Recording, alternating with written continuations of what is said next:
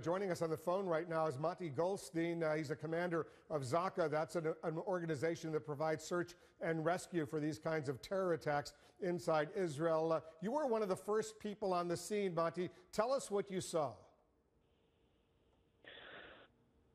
Yeah, I was one of the first people on the scene. When I got there was still a shooting going on. As we train all our teams, we got to take care of safety. Once the police officers took care of the terror attacks and they were dead, we went in with our team.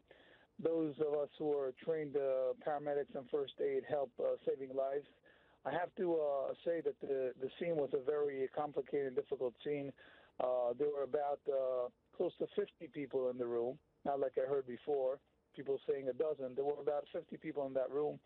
And there were a lot of people injured. Like we know, 12 were injured, 4 were killed. It was a very big chaos. And our mission is to make sense of the chaos. Our team came in, helped saving lives, and then making sure that people that are injured are going to the hospitals and to the operation rooms. The second thing we did is we took care of the remains of the body in the flush and make sure that the people can be buried as fast as they can together with the forensics of the police department. And by the time you got there, were the two terrorists who committed this axe attack, were they already dead? Were they already shot dead? One of them was, the other one wasn't. It took another about half a minute to a minute when I was there to make sure that both of them are dead. We have to understand people are talking about the fast response of the police officers in Israel, which was, but 5 minutes is still a long time when people are launching into a shul, when people are in a synagogue, have no weapons, they have nothing to help themselves, only by throwing tables and chairs and trying to save one another. So 5 minutes is a long time. In a synagogue like this in Jerusalem, is there normally special security outside? Is there special security going in, or can anybody just simply walk in? Anybody can simply walk in any synagogue, like I know in any other place around the world, or in a mosque, or wherever you want to go in. As long as you're going in to pray and to daven, no one's going to really check you and bother you, and that was here today. Unfortunately, in the last month, we have known that Jerusalem is having all kind of terror attacks, and people are in high alert together with the security services and the different organizations. But when somebody goes in to a synagogue to pray together with his kids at 7 o'clock in the morning, why should somebody harm him? Have you ever seen anything like this before? I know you've been involved with Zaka, this group that goes in and deals with, unfortunately, with bodies, remains of people who have been killed. Have you ever seen anything like this where axes and meat cleavers, if you will, were used to kill these people?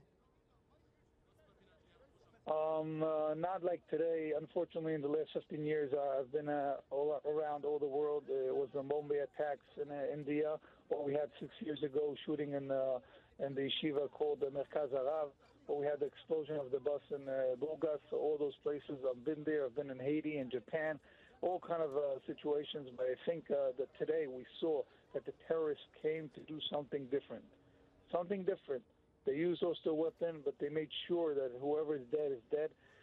And unfortunately, I don't want to give you guys all the details because I don't think it's appropriate, but it was a very, very complicated and bad scene. It was an awful blood scene. Your sense, based on what you saw, what you know, these two terrorists who went inside that synagogue at 7 a.m. local time during the morning prayer service, they must have realized they were going to be killed themselves. These were suicide terrorists. They weren't suicide bombers. They were suicide murderers, right? They knew they were going to die. You're right. Unfortunately, like I said before, in the last 6 weeks, we see this thing in Jerusalem. We see people driving into train stations. We see people going and stabbing people knowing that they're going to die. This is something new that we have to deal with. But on the other hand, you also have to understand that the spirit in Jerusalem is very high, and the Jewish population in Israel is not going to put themselves down for any terror attack. Unfortunately, we had a very bad one this morning, and unfortunately, Israel has the best teams around the world to deal with this.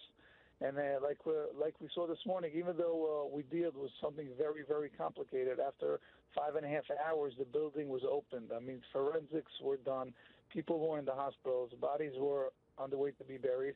And it's something that's very unique in Israel, that 5.5 hours after such a disaster happens, life is back to what it usually is. And the synagogue was open to people that they can daven and pray.